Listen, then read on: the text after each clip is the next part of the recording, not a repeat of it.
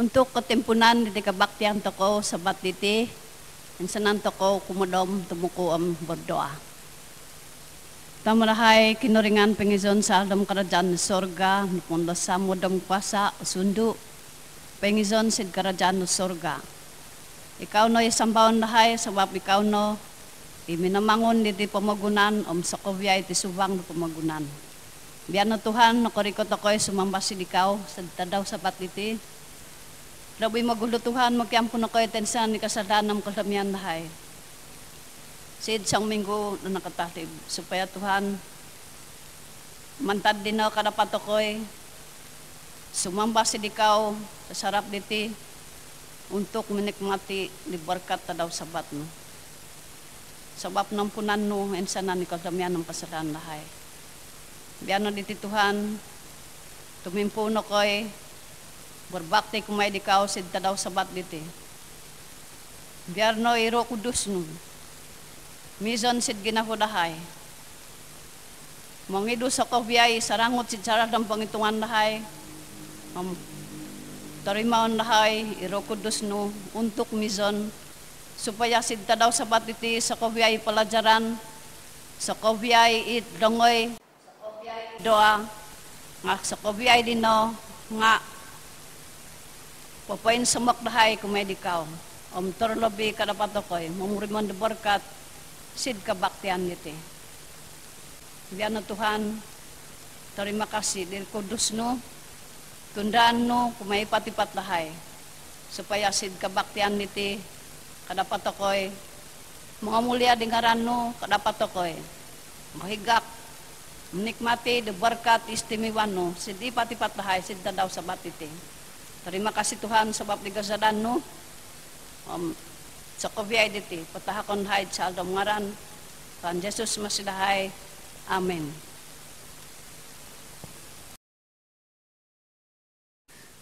Puji Tuhan, kita dapat bertemu lagi pada sabat yang ke-11 untuk tirulan yang kedua.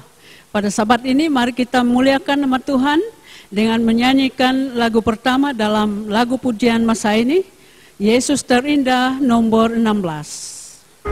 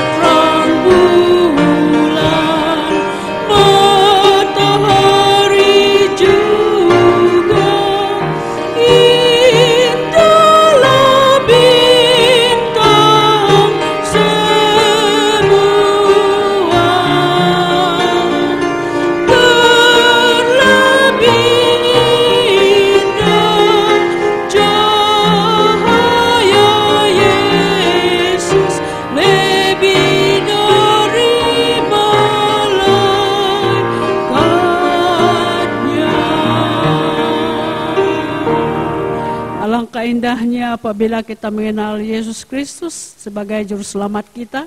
Lebih indah daripada kita melihat pemandangan yang begitu cantik dan juga apa yang ada dalam dunia ini. Kita berterima kasih sebab kita ada Juru Selamat yang sangat baik, yang telah memberikan hidupnya untuk kita supaya kita dapat keselamatan. Untuk lagu yang seterusnya, saya ingin saudara dan saudari untuk membuka lagu pujian masa ini 101 Girang. Kepada Anda yang berada di rumah, kita bernyanyi bersama-sama untuk lagu LPMI 101 Girang.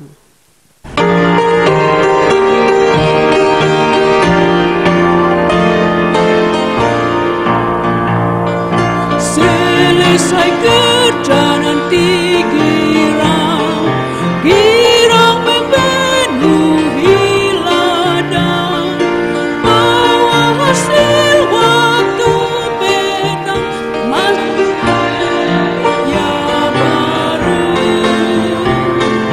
Girang dan sangatlah girang, girang tetaplah bergirang. Girang dekatlah masanya bekerja pulang rumah. Kita nyanyi lagu yang indah, puji syukur kita bawa kepada Bapa dan Raja, masuk ke dunia baru. Girang dan sangatlah girang, girang tetaplah bergirang. Girang dekatlah masanya bekerja pulang rumah. Sucilah kegirangan kita di dalam rumah yang indah. Waktu kita sudah sedia masuk ke dunia baru. Girang dan sangatlah girang, girang tetaplah bergirang. Girang dekatlah masanya bekerja pulang rumah.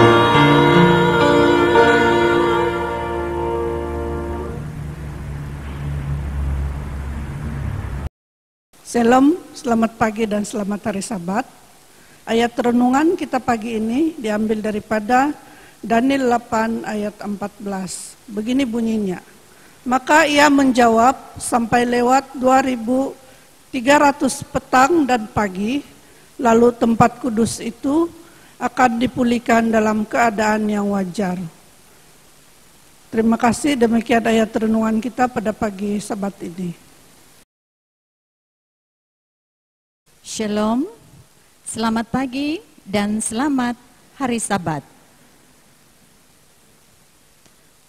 Tajuk cerita mission kita pada Sabat ini adalah memahami penderitaan. Cerita ini berasal dari negara Ireland mengenai kisah Axel Dominguez yang kini berusia 31 tahun. Kakak saya membunuh diri ketika dia berusia 14 tahun. Untuk mengatasi kesedihan, ibu saya memutuskan untuk mengandung lagi untuk mendapatkan seorang anak lagi. Dia berharap untuk mendapat seorang anak perempuan lagi.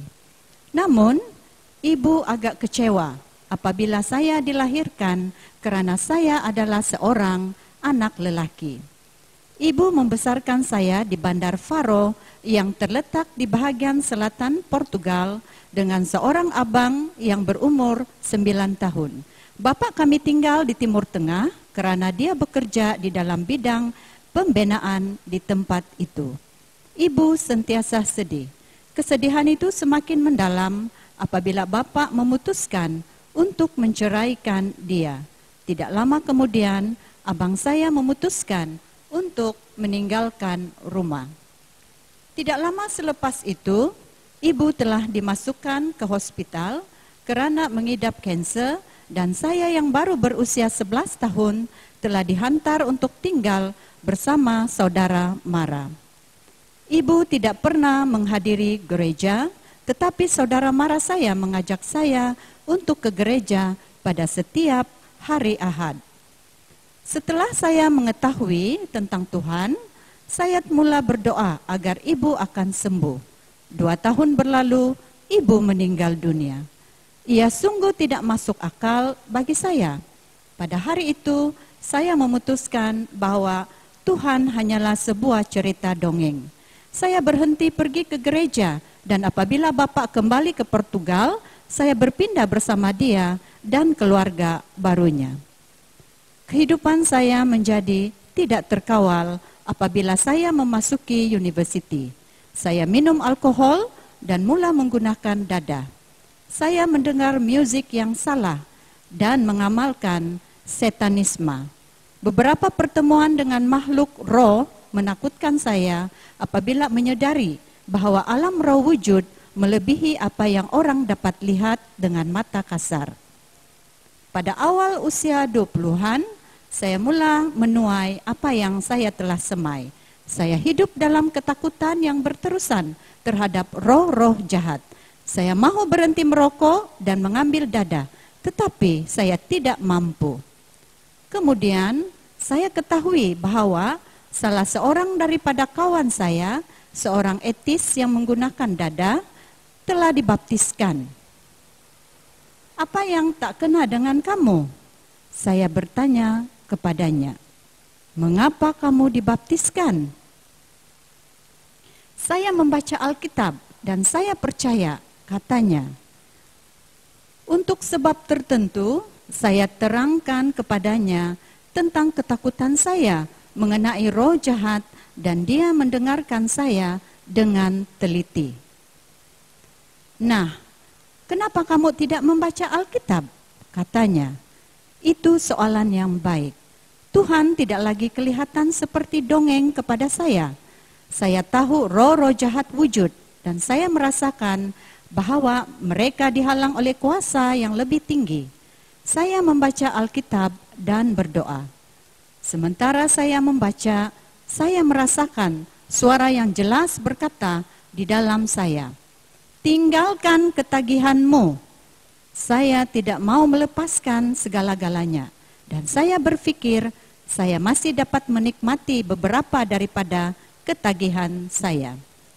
Kemudian saya menyadari bahwa saya tidak pernah dapat berhenti daripada ketagihan saya dengan cara sedikit demi sedikit.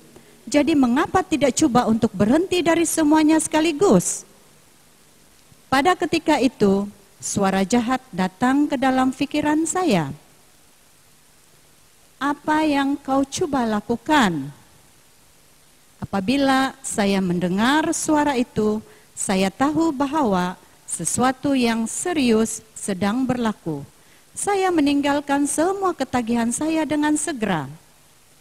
Alkitab adalah sesuatu yang menyenangkan untuk dibaca. Kejadian pasal 3 menunjukkan kepada saya bahwa Tuhan tidak meninggalkan manusia ketika manusia jatuh ke dalam dosa dan bahwa Tuhan mempunyai rencana penyelamatan. Saya melihat bahwa nubuatan Tuhan tentang orang-orang Israel menjadi kenyataan. Iman saya bertambah dan saya melihat bahwa Alkitab bukanlah sesuatu tulisan fiction. Beberapa bulan selepas itu, saya berpindah ke Dublin Island untuk bekerja sebagai jurutera perisian. Pada suatu hari, sahabat saya yang dulunya etis menghantar pautan atau link untuk khotbah di YouTube kepada saya mengenai asal mula dosa. Saya menyukai penceramah itu. Adalah seorang penginjil Seventh-day Adventist. Saya mencari lebih banyak khotbahnya, tetapi apabila dia bercakap dalam khotbah tentang hari Sabtu sebagai hari Sabat, saya menolak message-nya sebagai sesuatu yang terlalu aneh. Tetapi khotbah Sabat itu membuat saya berpikir. Perkataan untuk Sabtu di dalam bahasa Portugis bahasa yang saya tuturkan adalah sabado atau sabat.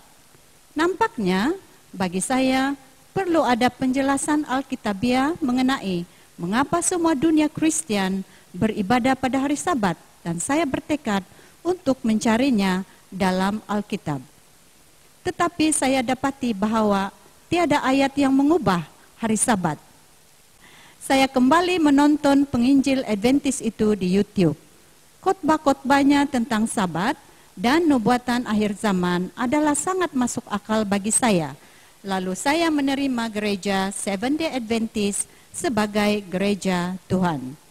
Setelah menemukan alamat gereja Adventist secara dalam talian, saya menghadiri acara kebaktian dan kemudian belajar Alkitab. Saya mula memahami mengapa saya mengalami begitu banyak penderitaan pada zaman kanak-kanak saya. Ia bukan karena Tuhan. Ini adalah karena dosa dan pilihan buruk yang saya dan orang-orang lain buat dalam hidup saya. Seperti yang dikatakan Daud dalam Mazmur pasal 16 ayat 4, bertambah besar kesedihan orang-orang yang mengikuti Tuhan lain. Saya dibaptiskan pada usia 26 tahun. Pada hari ini, saya bahagia dengan istri saya, Joanna, seorang juru rawat yang berasal dari negara Brazil yang saya temui di gereja Adventist di Dublin. Dia juga dibaptiskan di Ireland. Kami bekerja, mengajar Alkitab, dan membantu pelayanan di gereja. Kami berdoa agar Tuhan menunjukkan kepada kami apa yang Dia mahu kami lakukan seterusnya di dalam hidup kami. Terima kasih atas persembahan Sabat ke-13 Anda pada 2017 yang lalu. Persembahan itu telah membantu membuka gereja dan pusat community di kampung halaman baru Excel di Dublin, Ireland. Terima kasih. Salam, selamat pagi, selamat hari Sabat.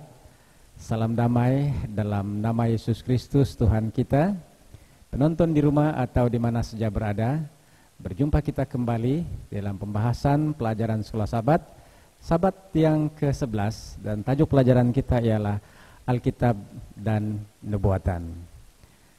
Ayat hafalan kita terdapat dalam Daniel pasal yang ke-8 ayat yang ke-14, dan untuk membacakan ayat hafalan ini saya persilakan Ben Brian, bakal pendeta kita yang sedang belajar di Unai waktu ini. Silakan Ben.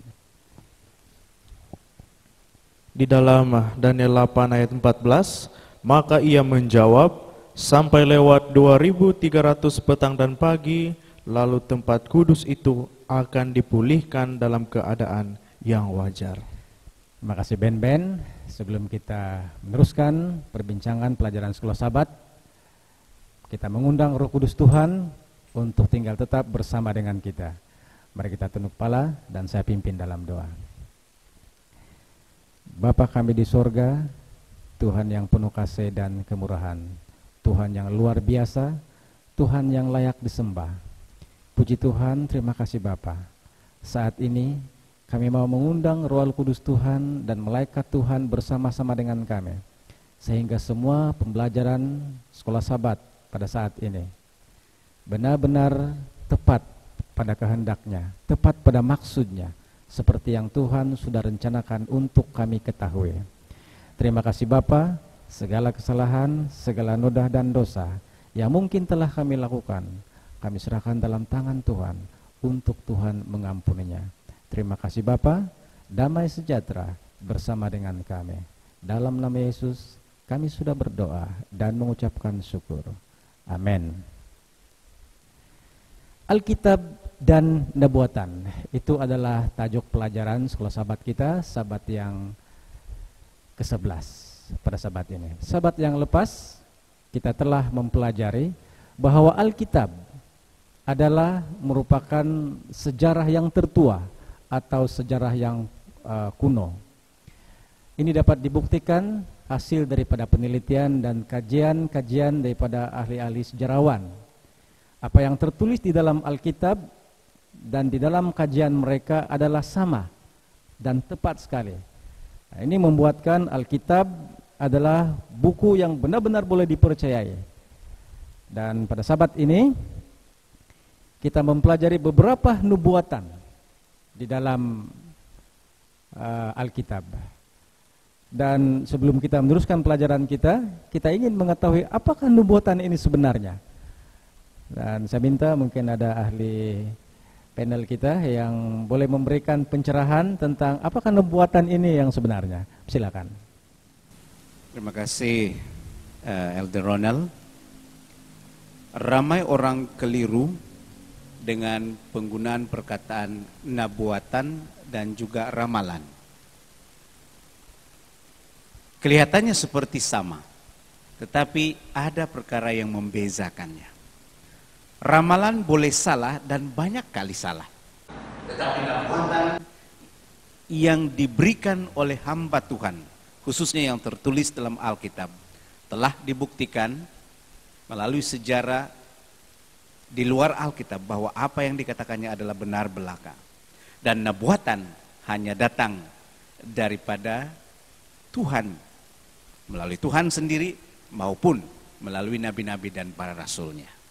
Kita melihat di dalam Yohanes pasal 14 ayat yang ke-29, dan sekarang aku mengatakannya kepadamu sebelum hal itu terjadi, supaya kamu percaya apabila hal itu terjadi.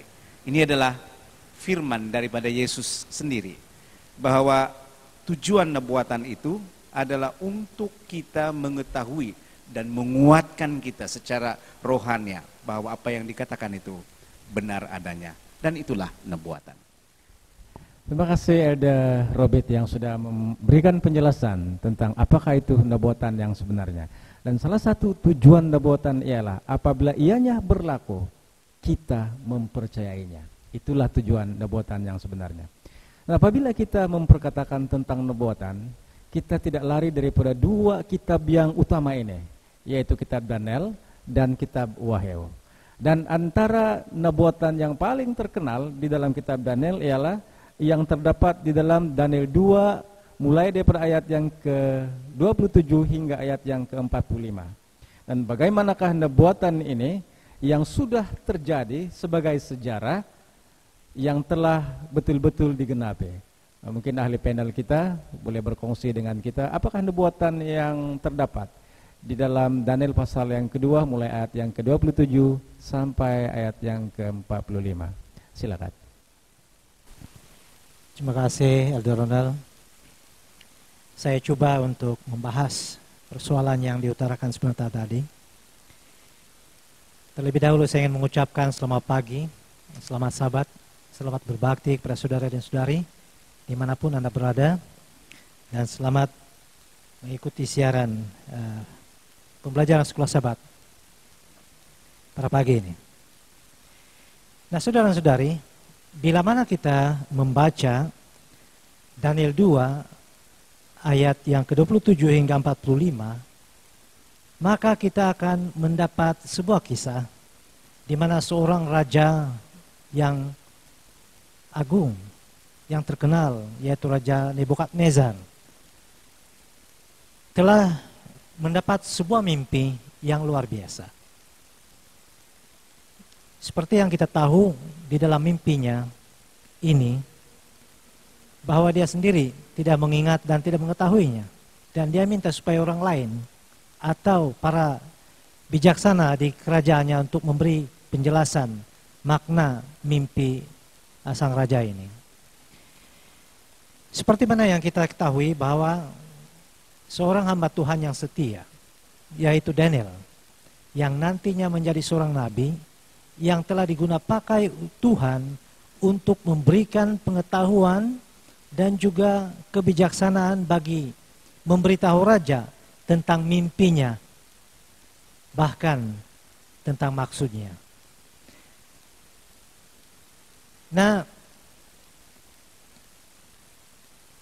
kita akan lihat di dalam Daniel 2 ayat yang ke-28. Bagaimanakah hal ini berlaku?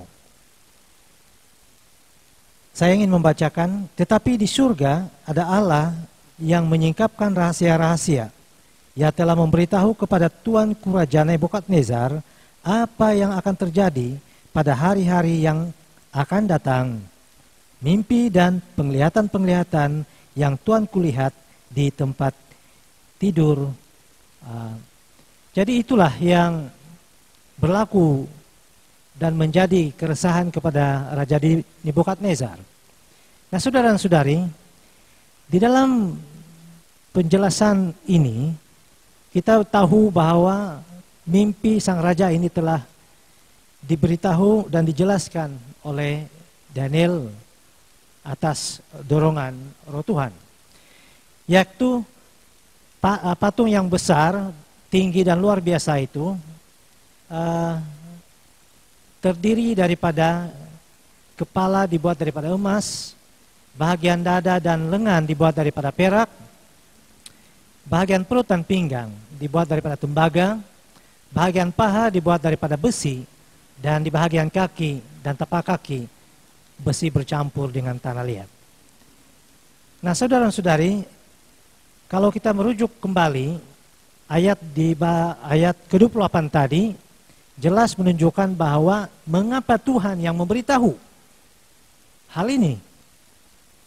Dan ternyata bahwa Tuhan mau menyingkapkan hal-hal rahasia apa yang berlaku pada masa akan datang. Nah, saudara dan saudari, baru kita bahas sebentar tadi tentang nubuatan. Dan ini adalah nubuatan yang Tuhan sendiri beri melalui mimpi Raja Nebukadnezar.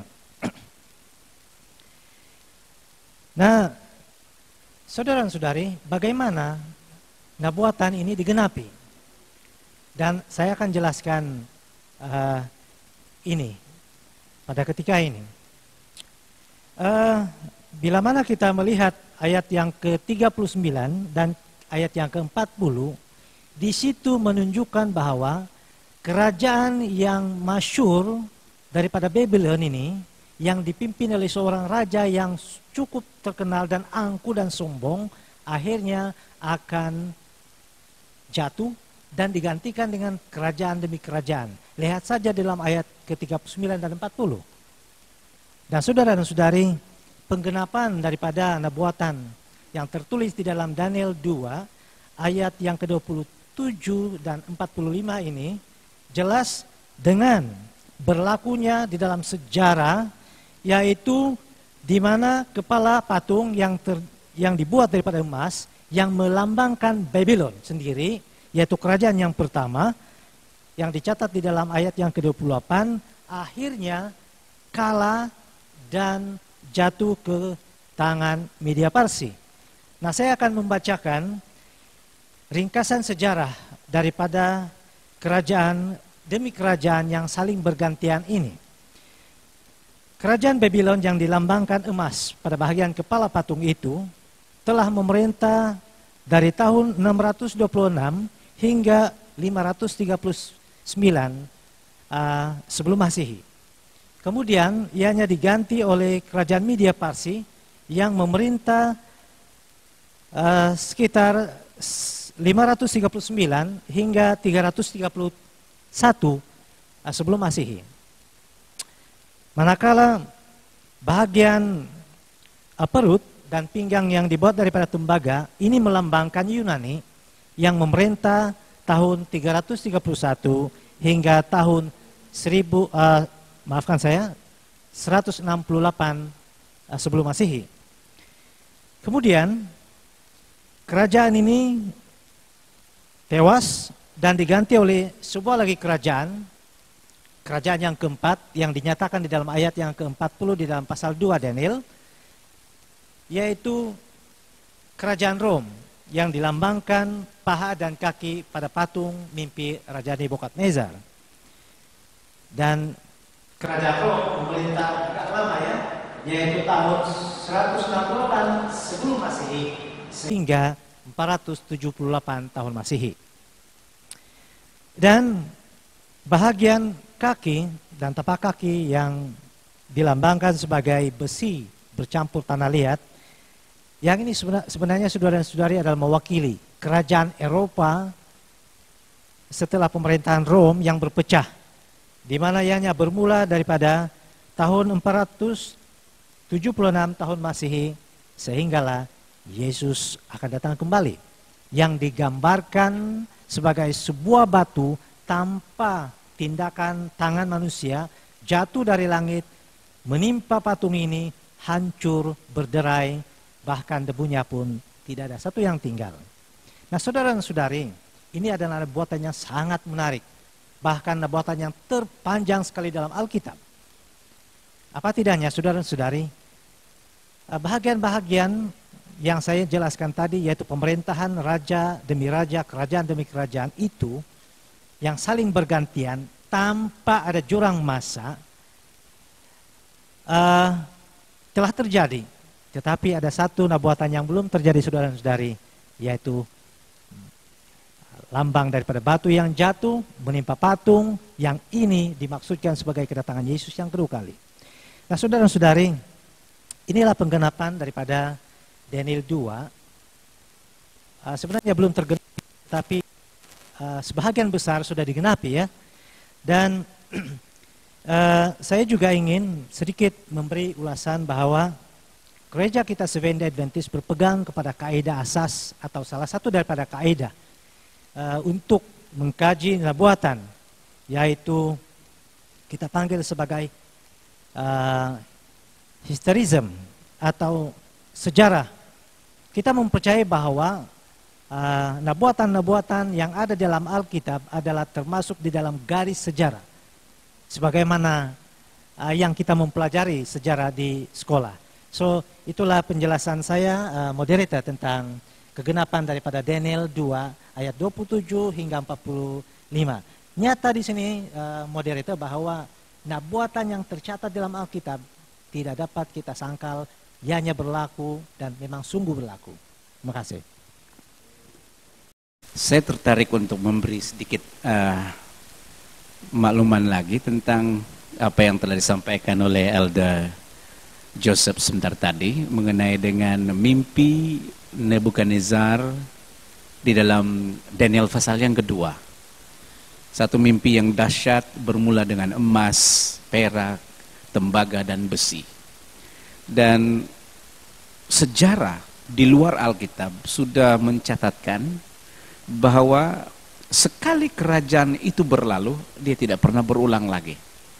Dan rentetan sejarahnya begitu kronologi sehingga seorang yang belum pernah membaca Alkitab pun, kalau dia membaca ayat ini, pasti dia akan meyakini bahwa Alkitab ini adalah Alkitab yang mempunyai otoritas yang sangat tinggi untuk menyatakan kebenaran dan menunjukkan bahwa Tuhan kita adalah Tuhan yang mengawal segalanya. God in control.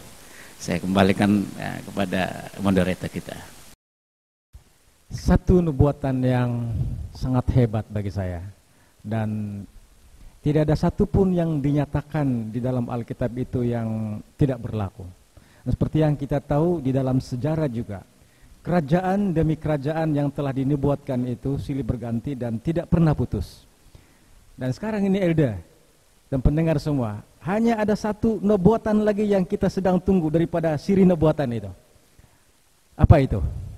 Yang kita sedang tunggu-tunggu itu, nubuatan yang belum berlaku itu. Nubuatan yang dilambangkan sebuah batu tanpa tindakan tangan manusia yang jatuh dari langit menimpa patung yang terdiri daripada emas, perak, tembaga, besi bercampur tanah liat, yang melambangkan kerajaan demi kerajaan yang silih berganti. Dan yang itu, saudara-saudari, nyata dalam Alkitab adalah kerajaan yang baru, yaitu bila mana Yesus datang yang kedua kali. Dan inilah nubuatan yang kita tunggu-tunggu sekarang ini. Dikatakan dalam Alkitab bahwa satu hari sama dengan 1 tahun di dalam perjalanan nubuatan itu.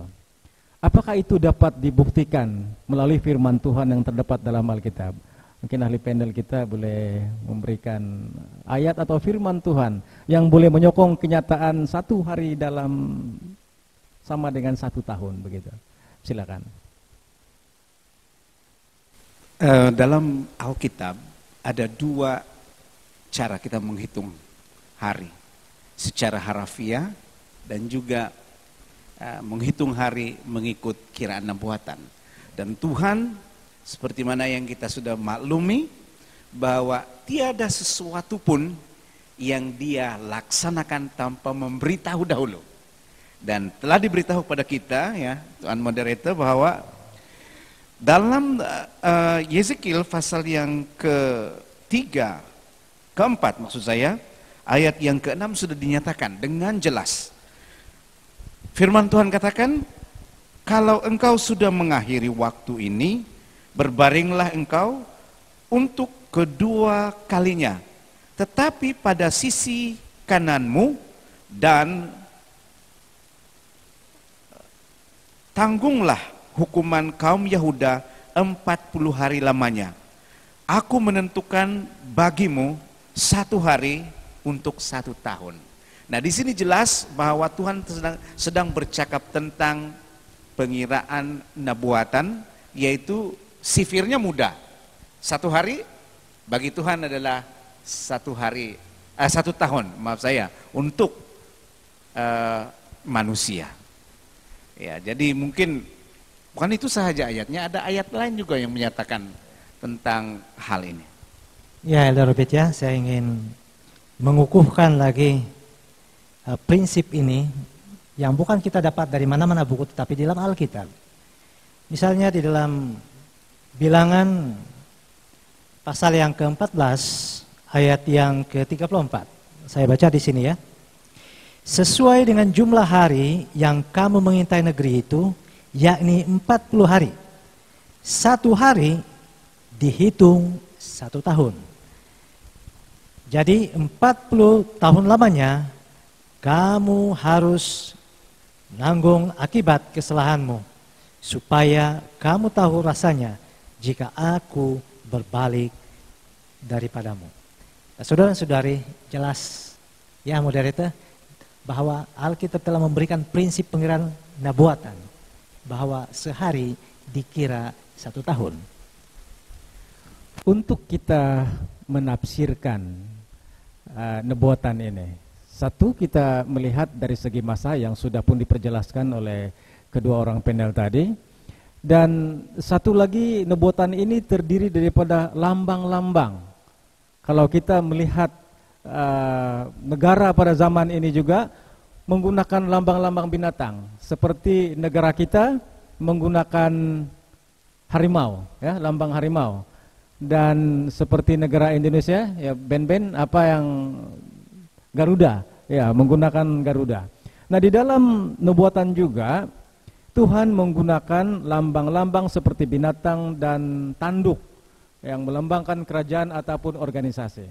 Nah, di dalam Daniel pasal yang ke-7, di situ ada disebut tentang tanduk kecil.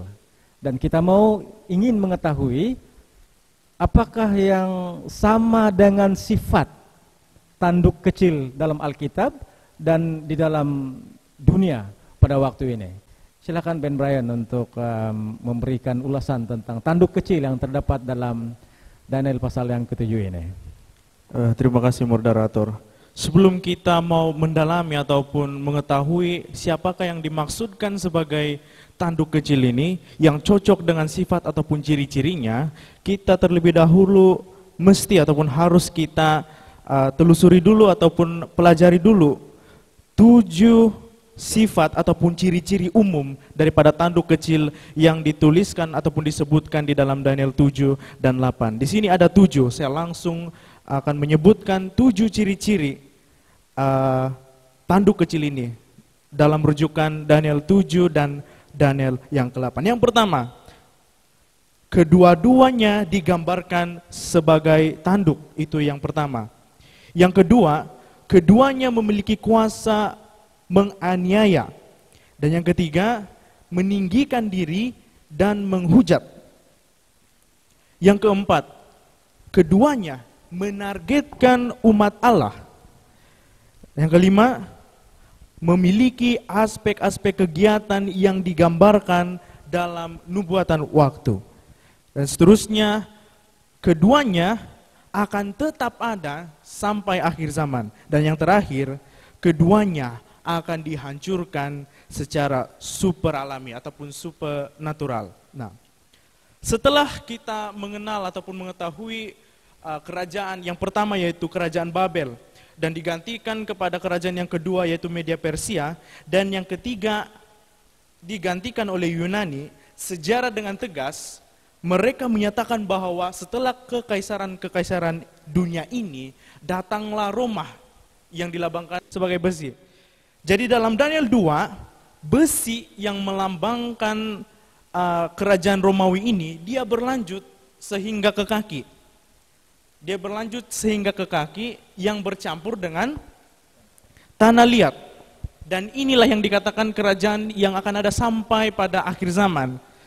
Dan kita mau tahu, siapa yang cocok yang dimaksudkan sebagai tanduk kecil ini ataupun ngam dalam bahasa kasar kita.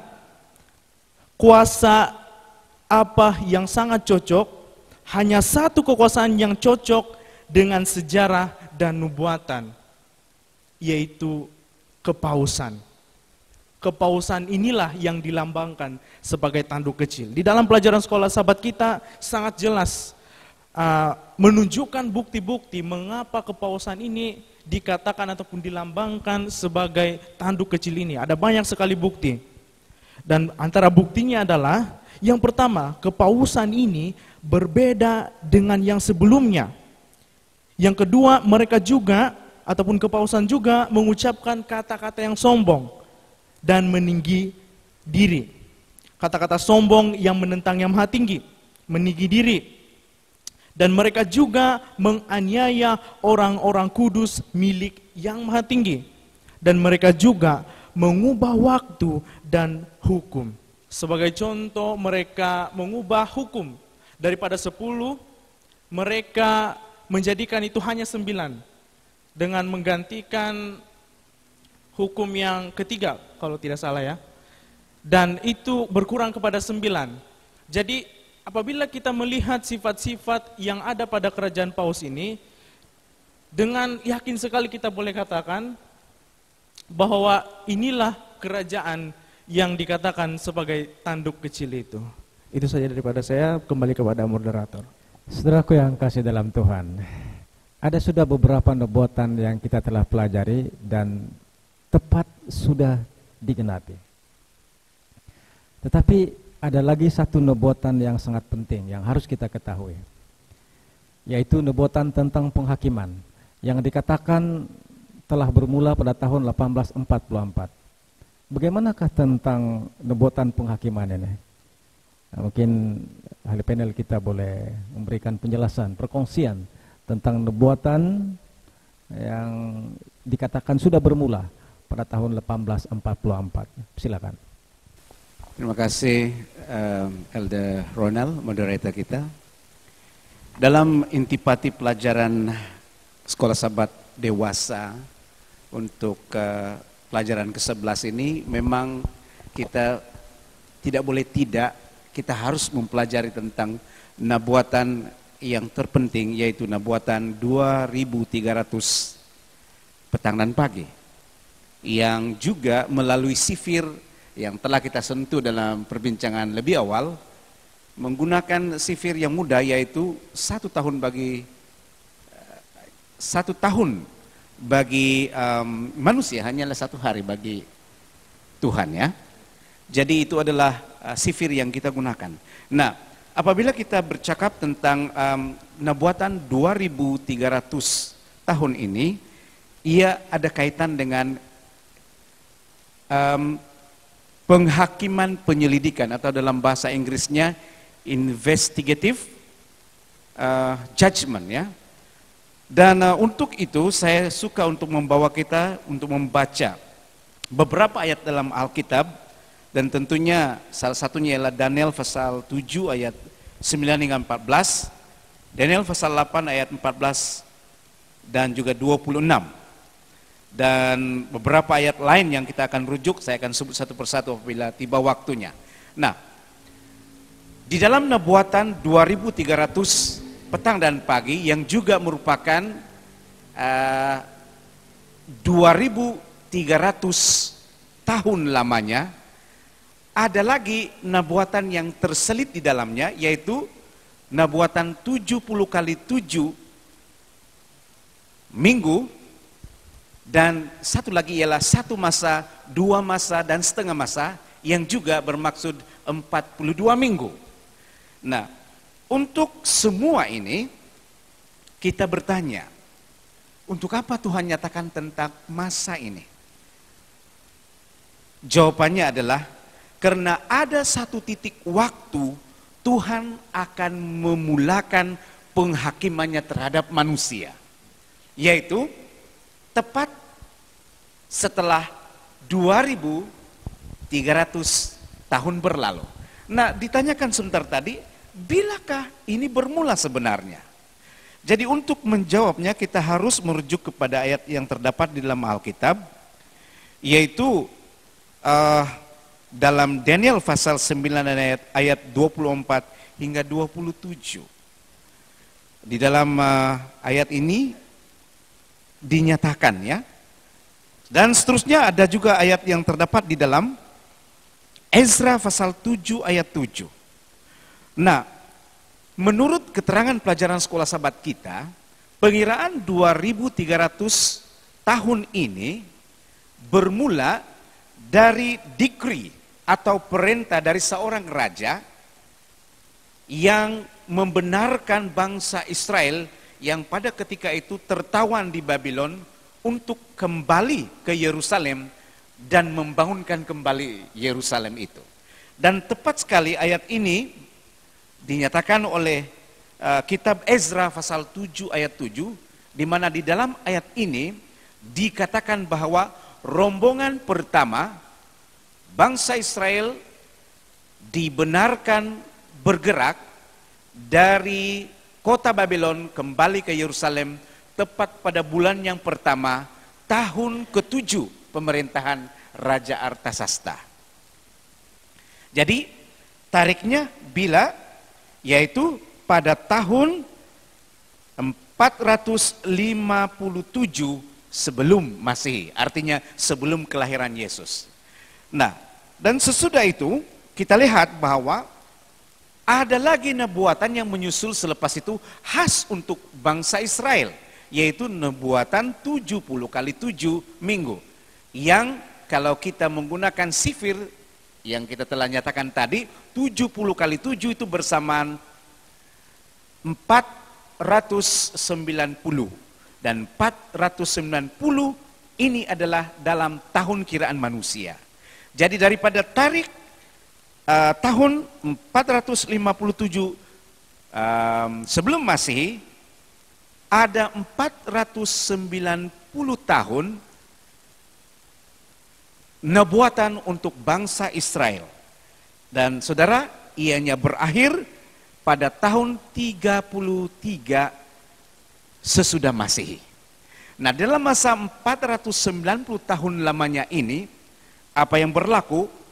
Disitulah pergolakan-pergolakan yang terlihat dalam sejarah Alkitab dan juga sejarah di luar Alkitab tentang bagaimana umat Tuhan, keadaan mereka sehingga mereka berjaya membangun kembali Yerusalem, kota Yerusalem yang suatu masa dahulu menjadi reruntuhan ketika kota itu diserang oleh Babylon. Dan sesudah itu, di dalam nubuatan 490 tahun ini,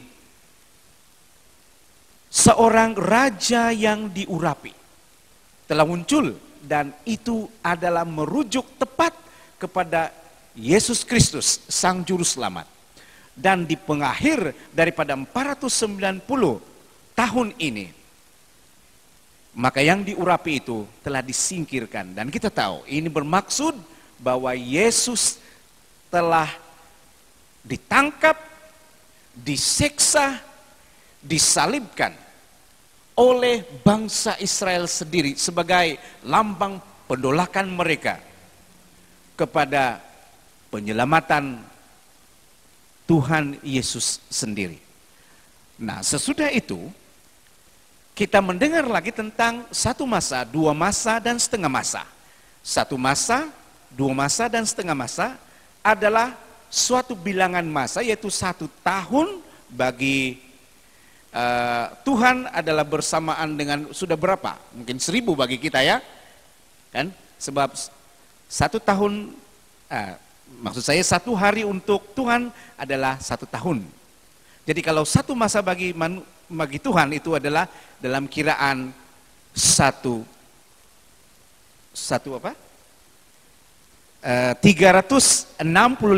hari, oke, dan didarab dengan 1 dan didarab dengan 2 dan setengah, dan akhirnya kita akan dapat mengira itu 1260 tahun lamanya. Dan ini bermula bila? Ini bermula pada ketika seorang raja, yaitu Raja Justin, dengan kekuatan tentara yang dipimpin oleh Beliserno, yaitu beliau telah mengalahkan, raja ini telah mengalahkan Ortogos, dan akhirnya pada tahun 538 Masehi beliau telah mengisytiharkan kekuasaan penuhnya, dan pada waktu itu dia juga telah memberikan kuasa kepada kepausan untuk menjadi sebahagian daripada sistem kepimpinan kepada kerajaan tersebut. Jadi ini berlaku daripada 538 sehingga 1260 tahun lamanya, yaitu jatuh kepada 1798. Dalam masa 1260 tahun lamanya ini, sejarah dunia menyatakan bahwa ini adalah the dark ages, di mana kuasa-kuasa kerajaan sangat dipengaruhi oleh sistem keagamaan yang pada waktu itu menyiksa umat-umat percaya, termasuklah orang-orang Waldensia. Dan oleh sebab itu, maka umat-umat Tuhan pada waktu itu sungguh sangat tersiksa adanya. Tetapi pada tahun 1798, ketika revolusi Eropa sedang berkembang maju, Napoleon muncul dengan generalnya Battier, dapat menangkap Paus dan memenjarakannya. Dan pada tahun itu, yaitu pada tahun 1798, maka kekuasaan Paus dalam sistem kerajaan pada waktu itu dilenyapkan. Ini bersesuaian dengan apa yang terdapat di dalam Wahyu pasal 13 ayat 3. Karena menurut ayat ini, Anda boleh membacanya di rumah, bahwa naga atau ular tua itu telah tercedera dan kelihatannya akan menyebabkan kebinasaannya. Tapi tunggu dulu, nanti ada sambungannya bahwa dia tidak mati terus, tetapi malah dia hidup kembali.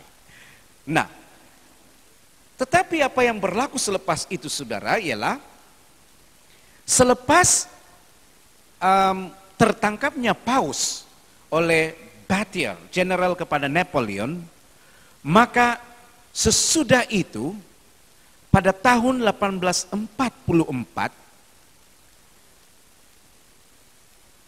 Hiram Edison, yang antara orang yang kecewa oleh sebab pernyataan tentang kedatangan Yesus yang kedua kali tidak berlaku pada tanggal 23 Oktober tahun 1844, dia begitu kecewa. Dan ketika ia keluar dari rumah pertemuan dengan sahabat-sahabatnya, berjalan melalui ladang jagung, dalam perjalanannya tiba-tiba matanya tersingkap dan dia melihat, pada waktu itu penglihatan yang sungguh luar biasa, di mana dia melihat Yesus Kristus sedang berada di Ka'bah Maha Kudus surga dan sedang memulakan pekerjaannya untuk menghakimi manusia sejak daripada awal penciptaan dunia. Nah, disinilah letaknya penghakiman itu. Dan penghakiman ini adalah suatu pekerjaan yang hanya Yesus sendiri yang dapat lakukan. Penghakiman ini adalah bersamaan dengan perkataan membersihkan Ka'bah dengan wajarnya. Ayat lain di dalam pelajaran sekolah Sabat kita mengatakan. Jadi saudara-saudara sekalian, tepat pada tahun 1844 inilah kegenapan daripada nabuatan 2300 tahun seperti mana yang dinubuatkan oleh Nabi Daniel. Sebelum kita lanjut, saya ingin membetulkan ada sedikit kesalahan daripada statement saya tadi dengan izin moderator Elder Ronald. Kerajaan kepausan itu bukannya hukum ketiga yang dia tiadakan, tetapi yang hukum yang dia tiadakan ataupun singkirkan itu adalah hukum keempat. Dan untuk mencukupkan angka 10 hukum itu, dia menjadikan hukum yang kedua itu menjadi 2. Itu sebenarnya yang saya maksudkan dari pernyataan saya tadi. Terima kasih Ben tentang pembetulan fakta itu. Ya Elder Robert, begitu panjang sekali nubuatan ini ya. Kalau kita melihat seolah-olah satu rentang waktu dengan peristiwa-peristiwa dan kejadian-kejadian yang begitu tepat sekali. Seperti yang telah diperjelaskan oleh Elder Robert. Kita sudah hampir ke penghujung pelajaran kita pada Sabat ini. Tapi ada satu lagi yang kita ingin mengetahuinya. Dalam pelajaran sekolah Sabat kita ada dikatakan tipologi. Dan mungkin Ben Brian boleh berkongsi dengan kita apa yang disebut sebagai tipologi ini. Silakan. Baiklah, untuk pelajaran dalam sekolah Sabat kita pada pekan ini ataupun minggu ini ada satu istilah ataupun kaedah ataupun konsep yang dinamakan sebagai tipologi. Apa yang dimaksudkan sebagai tipologi ini adalah nubuatan Alkitab terkhususnya di perjanjian lama yang merujuk atau menunjukkan kepada Yesus itu sendiri. Jadi apakah itu pada waktu dia lahir, pada waktu dia melakukan pelayanannya, dia mati di kayu salib dan dia bangkit dan nanti akan datang untuk kedua kalinya, disingkap ataupun dikatakan ataupun dinubuatkan dalam perjanjian lama. Dan itulah yang diartikan sebagai tipologi. Dan saya mau memberikan beberapa contoh di dalam Alkitab di perjanjian baru yang memberikan contoh-contoh tipologi. Sebagai contoh dalam Matius 12 ayat 40 dikatakan di situ seperti Yunus 3 hari dalam perut ikan, begitu juga Yesus 3 hari dalam perut bumi. Dan seterusnya di dalam Yohanes 19 ayat 36, seperti yang dikatakan dalam perjanjian lama, tulang-tulang Yesus tidak satu pun yang patah. Dan dalam Yohanes 1 ayat 29, anak domba yang disembelih di bait suci itu adalah melambangkan anak domba Allah yang mati di kayu salib. Dalam pelajaran sekolah Sabat kita juga ada satu tipologi yang diberikan oleh Paulus. Contoh daripada peristiwa Israel yang merujuk kepada Yesus. Itu kita boleh rujuk di dalam 1 Korintus 10. Di situ Paulus menceritakan semula perjalanan Israel sebagai peringatan bagi jemaat di Korintus. Sebagai contoh air yang Tuhan sediakan kepada umat Israel pada waktu itu melambangkan sebagai Yesus adalah air hidup kita. Dan roti ataupun manna yang jatuh daripada langit sesungguhnya melambangkan Yesus sebagai roti hidup kita. Kalau begitu Ben Brian, tipologi ini boleh juga kita artikan sebagai sesuatu yang terlebih dahulu telah dinyatakan di dalam perjanjian lama yang berlaku di dalam perjanjian baru ya? Iya, boleh. Iya. Oke, saudaraku yang kasih dalam Tuhan, nampaknya kita sudah berada di penghujung pembelajaran kita. Bagaimanapun, saya ingin memberikan sedikit kesempatan barangkali kepada ahli panel yang mungkin ada tambahan ataupun apa-apa yang mungkin kita tertinggal di dalam pembelajaran sekolah sahabat kita pada sahabat ini. Silakan. Iya, untuk sedikit informasi lagi, intipati pelajaran sekolah sahabat kita ini ialah apabila kita mempelajari nubuatan 2300 tahun ini, kita dapati tentunya bahwa ada orang masih lagi tidak memahami tentang konsep penghakiman, dan ayat hafalan kita mengatakan bahwa maka ia menjawab sampai lewat 2300 petang dan pagi, lalu tempat kudus itu dipulihkan dalam keadaan yang wajar. Jadi ada yang berpikir bagaimana penghakiman boleh dikaitkan dengan pemulihan dengan wajar ini. Jadi barangkali kita boleh nyatakan dalam forum ini dalam perkataan yang lebih ringkas bagaimana perkaitan penghakiman dengan memulihkan keadaan wajar bagi Ka'bah Tuhan di surga itu. Ya, mungkin sahabat-sahabat panelis mungkin boleh memberikan satu ayat pendek yang boleh membantu audiens kita untuk mengerti. Ya, sebab penghakiman dan pemulihan dan pembersihan itu dinyatakan sebagai hal yang dilakukan oleh Yesus di hujung berakhirnya 2300 tahun, yang yaitu pada tahun 1844. Jadi saya secara pribadi memikirkan bahwa ya kalau di dunia dulu kita belajar ya dalam perjanjian lama, ada satu hari imam besar akan masuk ke dalam ruang Maha Kudus, dan apa yang dia lakukan di sana ialah dia membersihkan kan? Tabir yang ada di situ, yang banyak percikan darahnya. Dan selain daripada itu pada waktu itu juga akan ditentukan seekor domba dan juga seekor kambing. Dan domba itu ya semua apa yang ada di dalam kekotoran yang ada di sana itu secara simbolnya dipindahkan kepada domba itu, dan domba itu disembelih dan kambing itu dilepaskan. Dan itu adalah merujuk kepada pekerjaan Yesus. Dan pada masa yang sama ia menyelamatkan, pada masa yang sama ia melakukan penghakimannya seadil-adilnya kepada manusia. Jadi apabila penghakiman itu bermula, ia menghakimi segenap manusia yang hidup sebelum waktu itu, dan juga penghakiman akan berterusan sehingga kedatangan Yesus yang kedua kali. Bagaimana rekan forum? Ya, oke. Saya hanya merasa kagum tentang nubuatan yang terdapat dalam Alkitab ini. Terutama kerajaan demi kerajaan berganti, dan tepat sekali tanduk kecil yang dilambangkan oleh paus dan memberikan amaran kepada kita sebagai umat manusia, yang Alkitab memberitahukan kepada kita bahwa akan ada satu masa penganiayaan besar akan berlaku kepada kita. Dan seperti sahabat yang lepas, kita telah mempelajari bahwa sejarah ini hanya Tuhan yang mengawalnya. Kita sangat beruntung karena kita mempunyai Tuhan yang Maha tahu dan berkuasa, yang mampu mengawal dunia ini.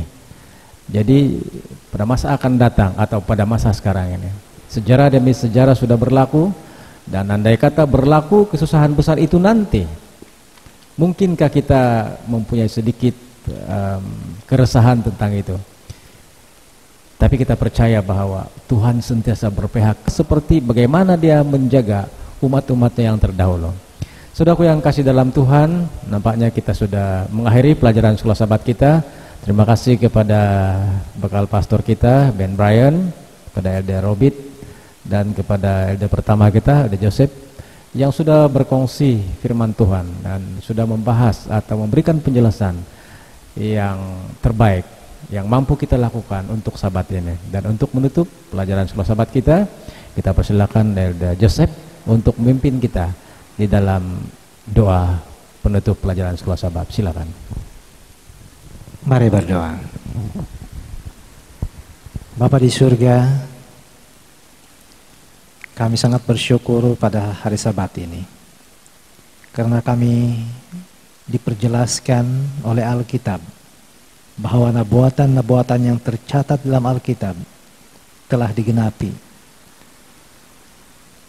Dan ini memberikan kepada kami suatu kekuatan untuk dapat meneruskan kehidupan ini dan bergantung sepenuhnya kepada Tuhan yang mengawal masa, mengawal peristiwa sebagaimana yang terkandung di dalam nubuatan. Sungguh pun demikian ya Tuhan, kami mempelajari pada hari ini bahwa ada satu lagi perkara besar yang belum terjadi, yaitu kedatangan Yesus kali yang kedua yang kami nanti-nantikan. Dengan pengertian pelajaran pada hari ini, tolonglah kami ya Tuhan untuk memberikan kepada setiap kami kekuatan bagi dapat bersiap sedia akan kedatangan Tuhan yang dinabuatkan itu dan pasti akan berlaku tidak lama lagi. Tolong berkati semua anggota Jemaat Gereja dimanapun berada, supaya kami dapat disatukan oleh kasih Tuhan dan kami dapat dikuatkan oleh firman Tuhan untuk terus dapat bersiap sedia akan kedatangan Tuhan kali yang kedua, penggenapan nubuatan yang terpanjang di dalam Alkitab. Terpujilah dan termulia nama Tuhan di atas kebaikan dan kemurahan-Mu, mendengar dan menjawab doa kami. Di dalam nama Yesus kami berdoa. Amin. Terima kasih Elder Joseph, sehingga kita berjumpa lagi. Tuhan memberkati.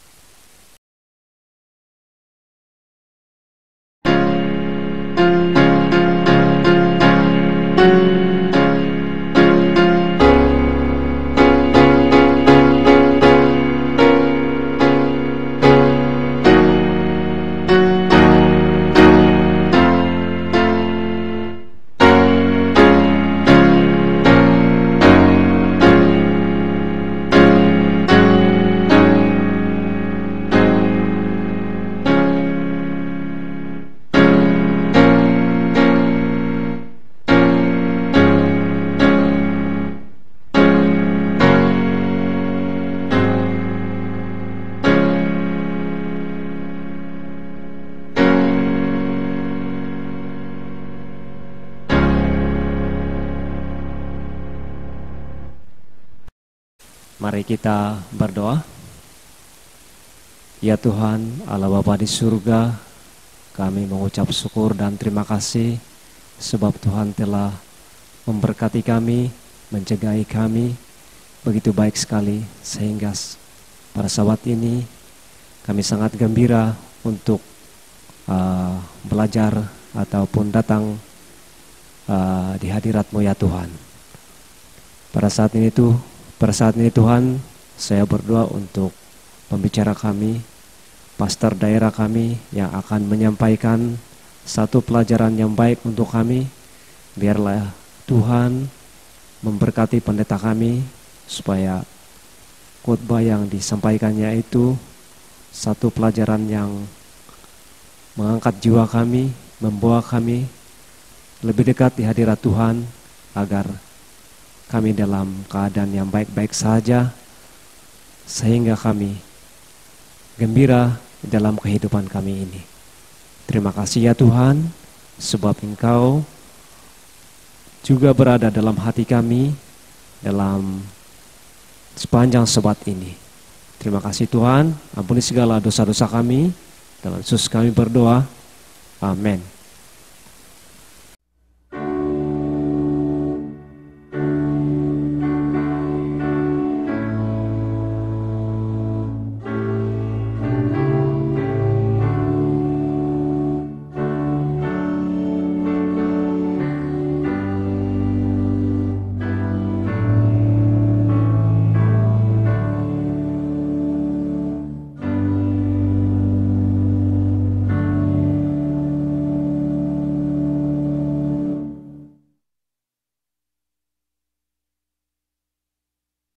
Selamat pagi dan selamat hari Sabat. Sebelum kita mengumpulkan persembahan dan persepuluhan, saya akan bacakan terlebih dahulu bacaan persembahan kita pada Sabat ini, 13 Jun 2019. yang bertajuk Makna Mengembalikan Persepuluhan. Perbuatan mengembalikan persepuluhan merupakan petunjuk penting kepada kehidupan rohani. Setelah mengkaji amalan-amalan mengembalikan persepuluhan dalam 5 conference Advent di 5 benua, Rob McVer, seorang pengkaji berbangsa Australia, menyimpulkan bahwa memberi persepuluhan berkait rapat dengan 5 amalan lain yang merupakan package kerohanian anggota Advent. Yang pertama, pedalaman Alkitab setiap hari. Yang kedua, masa berdoa setiap hari. Yang ketiga, kebaktian pembukaan dan penutupan Sabat. Yang keempat, mempelajari pelajaran sekolah Sabat secara tetap. Dan yang kelima, hadir dalam kelas sekolah Sabat. Jelas bahwa semua amalan-amalan ini, termasuklah mengembalikan persepuluhan, bekerja seiringan untuk memperdalam kepercayaan kepada Tuhan, selain dari meningkatkan perhubungan dengannya. Tanpa mana-mana amalan ini, ia akan memberi kesan kepada amalan-amalan yang lain, dan mungkin menunjukkan proses kepada perhubungan yang putus, yang akan putus, dan menyebabkan seseorang berada dalam risiko kegagalan dalam kerohanian dan akhirnya murtad. Satu daripada tanda-tanda kebiasaannya seseorang itu mula kehilangan kepercayaan kepada Tuhan adalah apabila dia mula berhenti mengembalikan persepuluhan. Mereka mungkin berpikir, jika tidak ada Tuhan di sorga, Alkitab tidak boleh dipercayai. Atau, jika Tuhan itu lemah, tidak mampu untuk menunaikan janji-janjinya dan memelihara saya perlu menjaga diri saya sendiri. Mengapa saya harus memberikan uang kepada orang lain? Namun, bagi kebanyakan anggota Advent, mengembalikan persepuluhan merupakan satu amalan yang sentiasa mengingatkan mereka bahwa ada Tuhan di sorga. Dan firman-Nya masih terpahat. Dan bahwa pendapatan mereka tidak dianggap sesuatu yang remeh. Sebaliknya, dilihat sebagai sebahagian daripada berkat-Nya. Ia merupakan peringatan secara tetap bahwa dia mempunyai kuasa ke atas peristiwa-peristiwa kehidupan. Bahwa dia adalah pencipta dan pembekal dan penebus, dan bahwa dia berupaya melakukan lebih daripada apa yang kita minta atau fikirkan. Rayuan, pernahkah kita berpikir bahwa pola pemberian persepuluhan kita mencerminkan perhubungan kita dengan Tuhan dan kepercayaan kita terhadap firman-Nya? Dia mengundang kita untuk mengaplikasikan kepercayaan kepadanya dengan mengembalikan persepuluhan dari segala yang Dia berikan kepada kita. Kecaplah dan lihatlah betapa baiknya Tuhan itu.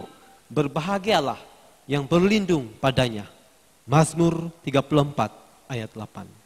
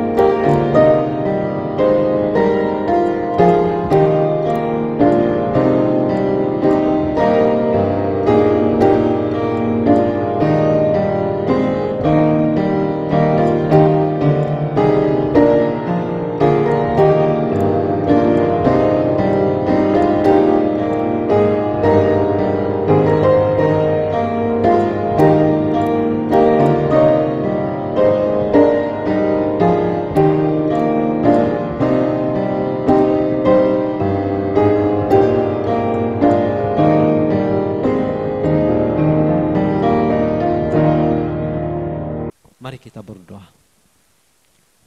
Allah Bapa kami yang berkerajaan surga, terima kasih syukur ya Tuhan atas segala penjagaan-Mu dan berkat-Mu yang Engkau telah curahkan kepada kami ya Tuhan.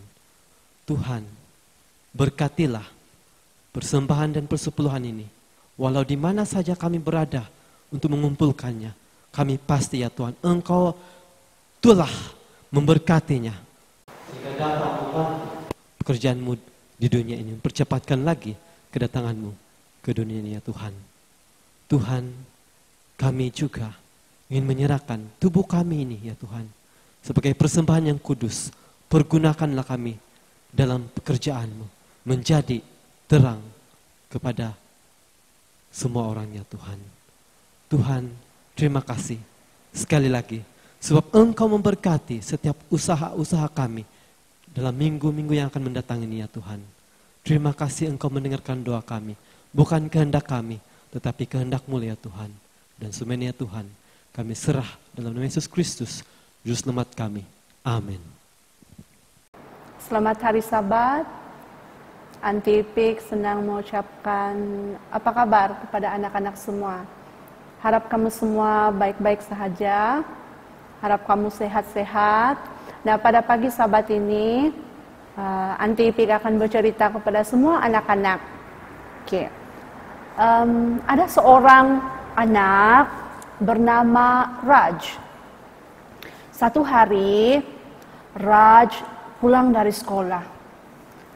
Raj pulang dari sekolah, sampai di rumah, Raj sangat sedih. Kenapa dia sedih? Sebab dia gagal dalam peperiksaan bahasa Inggris.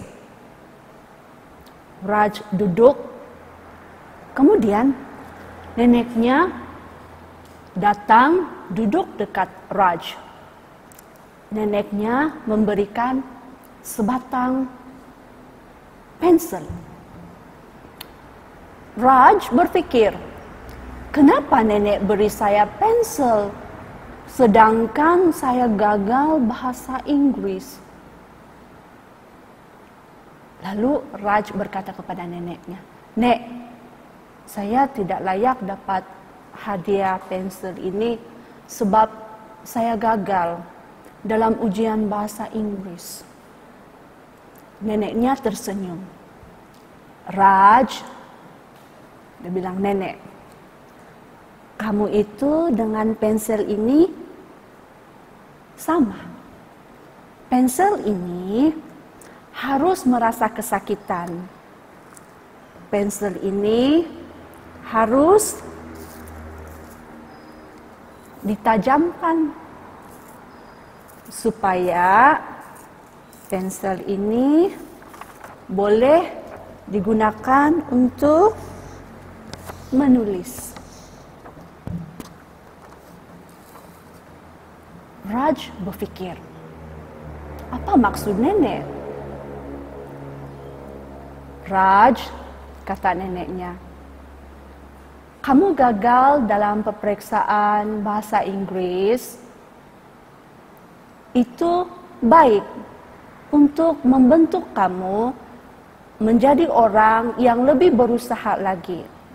Dan sama seperti pensel ini, dia harus mengalami kesakitan, ditajamkan, barulah dapat digunakan untuk menulis. Begitu juga dengan kamu. Anak-anak semua, sekiranya kamu mengalami kesedihan, kesusahan dalam kehidupan kamu, ingat, pensel ini hanya dapat digunakan dengan baik hanya setelah ia ditajamkan. Nah, Anti mahu membaca satu ayat dalam Alkitab. Mari kita buka dalam Roma pasal yang kelima, ayat 3 dan 4. Kamu buka Alkitab kamu. Oke, Anti baca di sini. Roma 5 ayat 3. Dan bukan hanya itu saja, kita malah bermegah juga dalam kesengsaraan kita. Kerana kita tahu bahwa kesengsaraan itu menimbulkan ketekunan. Ayat yang keempat. Dan ketekunan menimbulkan tahan uji, dan tahan uji menimbulkan pengharapan.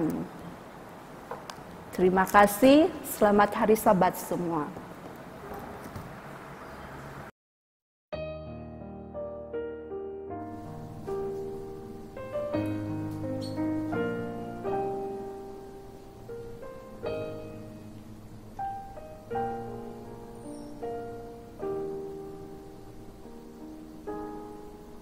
Rahmat ajaib indah sungguh, selamatkan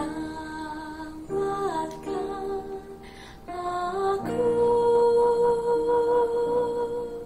hilang buta aku dulu, sekarang aku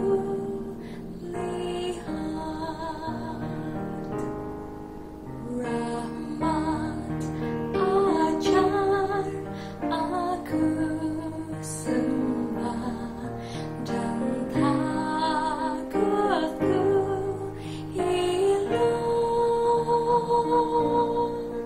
percayaku telah bertambah, rahmat aku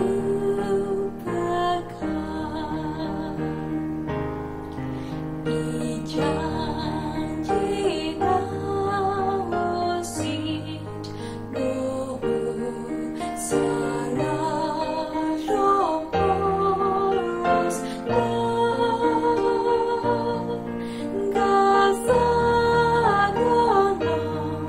liku pondau bingung pusukutku.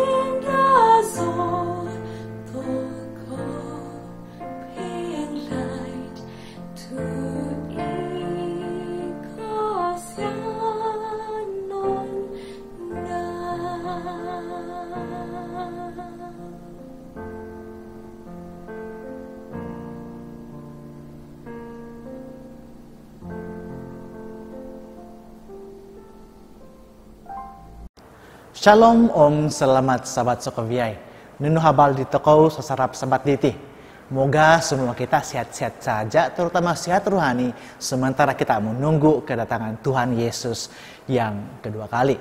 Ramai orang yang menunggu PKP ini untuk selesai. Ramai juga orang yang menunggu bila coronavirus ini akan berlalu. Tapi penantian yang kita semua harus lebih fokus adalah kedatangan Tuhan Yesus yang kedua kali. Amin. Kita berdoa. Bapa di surga, pada saat ini sementara kami belajar firman Tuhan di rumah kami masing-masing, kami undang Tuhan untuk bersama dengan kami. Dalam nama Yesus kami sudah berdoa. Amin. Sejak Rabu yang lepas, kita berbicara mengenai hari-hari penciptaan. Kita sudah belajar bahwa Tuhan menciptakan segala sesuatu selama 6 hari. Pada hari yang ke-7, menurut Kejadian pasal 2 ayat 2, Tuhan berhenti dari pekerjaan penciptaan. Dia memberkati dan menguduskan hari ke-7 itu. Kejadian pasal 2 katakan bahwa hari ke-7 itu adalah istimewa daripada semua hari-hari yang lain karena diberkati dan dikuduskan oleh Tuhan. Nah, kalau kita mau melakukan perkara yang kudus, pada hari Bila paling ngam untuk buat itu. Kalau saya mau mempelajari kebudayaan orang dusun, hari yang paling ngam adalah pada hari Kamatan, kan? Nah, kalau mau melakukan perkara yang kudus seperti mengadakan pertemuan yang kudus untuk menyembah Tuhan, bila hari yang paling ngam untuk lakukan itu? Tentulah pada hari Sabat, kan? Kenapa? Sebab hari Sabat diberkati dan dikuduskan oleh Tuhan. Bukan maksudnya kita tidak boleh mengadakan kebaktian seperti kebaktian keluarga di rumah pada hari-hari yang lainnya. Tapi hari yang paling ngam untuk melakukan hal yang kudus adalah tentulah pada hari yang kudus, yaitu pada hari Sabat. Lebih dari itu, Tuhan sendiri yang perintahkan untuk menguduskan hari yang kudus ini, yaitu hari Sabat. Nah, satu hal yang begitu menarik di dalam penciptaan adalah kita melihat bagaimana Tuhan melaksanakan rencana pekerjaannya itu. Kita dapat melihat di dalam Kejadian pasal 1 ayat 3, ayat 7, 9, dan 11. Tuhan menyediakan terlebih dahulu satu ruang sebelum dia mengisikan ruangan itu. Nah, apa maksudnya? Dalam ayat 3, Tuhan menciptakan cahaya. Dalam ayat 7, Tuhan memisahkan air yang ada di bawah cakrawala daripada air yang ada di atasnya. Ayat ke-9, pada hari yang ketiga, Tuhan menyediakan tanah kering. Kemudian ayat yang ke-11, Tuhan menumbuhkan tumbuh-tumbuhan pada tanah itu. Setelah semua itu terjadi, kita dapat melihat di dalam ayat 14, 21, 24, 26, dan 30 di mana Tuhan mengisikan semua ruangan yang dia sudah sediakan itu. Dalam ayat 14, Tuhan menciptakan benda-benda penerang seperti matahari, bulan, dan segala bintang-bintang di langit. Dalam ayat 21 pula, Tuhan mengisikan langit dengan burung-burung dan dia juga mengisikan air yang ada di bawah langit itu dengan hidupan air. Seterusnya dalam ayat 24 dan 26, Tuhan menciptakan hewan-hewan dan juga manusia. Terakhir sekali dalam ayat yang ke-30, Tuhan menyediakan tumbuh-tumbuhan hijau sebagai makanan. Dari kisah Kejadian pasal 1 ini, kita dapat melihat betapa Tuhan kita itu tidak melakukan pekerjaannya dengan sembarangan. Bukan cincai. Tuhan melakukan pekerjaannya dengan cukup teliti sekali. Dia melaksanakannya dengan cukup teratur sekali. Saudara dan saudari, inilah Tuhan kita. Tuhan yang teratur dan Tuhan yang senang dengan keteraturan. Tulisan Rona buat seperti yang dikumpulkan di dalam buku Last Day Event. Puan White menuliskan seperti ini. Aku memberitahukan kepadamu, saudara-saudaraku, Tuhan mempunyai satu badan yang teratur dan melaluinya dia akan melakukan pekerjaannya. Nah, gereja Tuhan itu adalah sebuah badan yang teratur. Bukan ikut suka hati kau di sana dan ikut suka hati saya di sini. Tuhan itu adalah Tuhan yang teratur. 1 Korintus pasal 12 ayat 21 katakan, jadi mata tidak dapat berkata kepada tangan, aku tidak membutuhkan engkau. Dan kepala tidak dapat berkata kepada kaki, aku tidak membutuhkan engkau. Nah, 1 Korintus pasal 12 ayat 12 katakan, karena sama seperti tubuh itu satu dan anggota-anggotanya banyak, dan segala anggota-anggota itu sekalipun banyak merupakan satu tubuh, demikian pula Kristus. Nah, gereja itu adalah satu badan yang teratur, sama seperti Tuhan juga adalah teratur.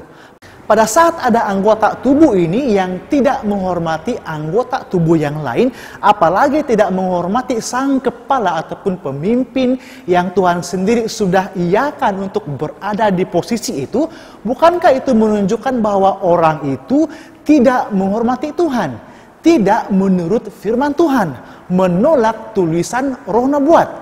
Hati-hati apabila kita bertemu dengan golongan yang seperti ini ya, mengaku lebih kudus dari anggota yang lain, mengaku sebagai penurut firman Tuhan dan penurut Roh Nubuat yang lebih baik, mengaku sebagai mempunyai terang yang baru. Nah, kalau syarat yang paling ringkas ini pun mereka tidak mau turuti, yaitu keteraturan di dalam gereja Tuhan, minta maaf, saya tidak berminat untuk mengenali orang-orang seperti itu. Saya berharap agar semua anggota gereja juga tidak berminat untuk mengenali orang-orang yang seperti itu, Bo.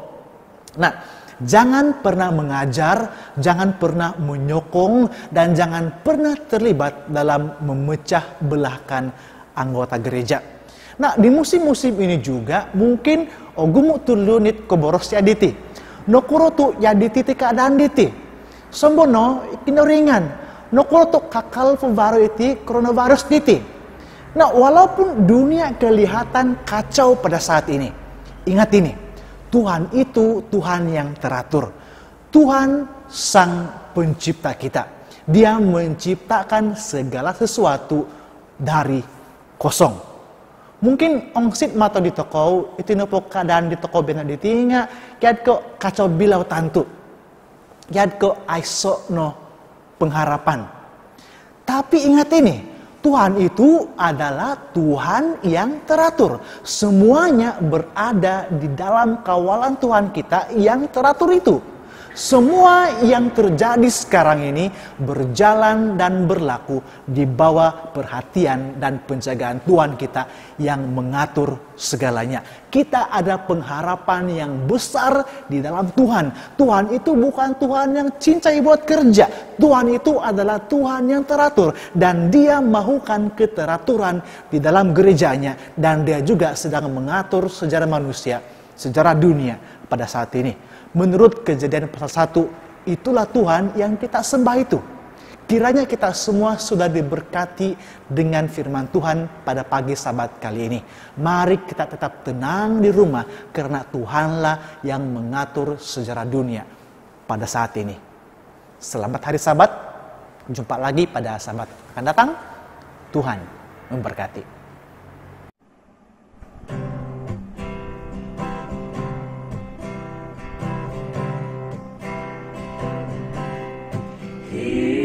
Song, Lord, you fill me with music. Hear my words, Lord, you fill me with praise. Take this moment, I just can't waste it. This one is yours, Lord. I give you this day. When I am hungry, you feed me living bread. When I'm thirsty, water of life, I will not fear. You always will. Every need I have, you satisfy. Hear my song, Lord, you fill me with music. Hear my words, Lord, you fill me with praise. Take this moment, I just can't waste it.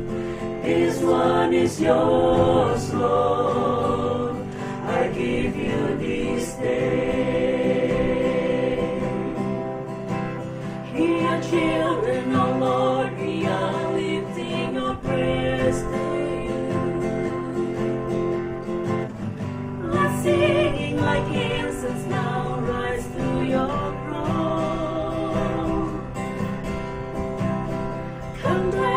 the place allowed for your spirit. Come back over praises your temple, your home. Here's my soul, you fill me with music. Hear my words, Lord, you fill me with praise. Take this moment, I just can't wait. See, this one is yours, Lord. I give you this day. Hear my soul, Lord, you fill me with music. Hear my words, Lord, you fill me with praise. Take this moment, I just can't waste it. This one is yours, Lord. I give you this day.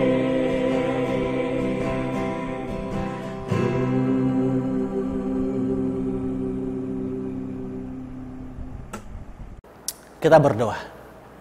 Ya Tuhan Bapa kami yang bertakhta dalam kerajaan surga. Terima kasih karena pada Sabat kali ini kami diingatkan bahwa Tuhan itu, Tuhan yang kami sembah itu adalah Tuhan yang inginkan keteraturan di dalam gereja Tuhan. Kiranya Tuhan mengajar kami bagaimana untuk saling merendah diri, saling bergantung kepada sesama kami. Supaya ada keteraturan di dalam gereja Tuhan yang Tuhan sudah pilih ini. Kiranya Tuhan sepanjang Sabat ini Tuhan bersama dengan kami. Dan sementara matahari terbenam pada petang nanti, sementara kami melangkah masuk ke minggu bekerja yang baru, Tuhan terus bersama dengan kami untuk memberkati, untuk memelihara, dan untuk memimpin setiap langkah kami. Kami sudah berdoa hanya di dalam nama Yesus Tuhan dan Juru Selamat kami. Amin.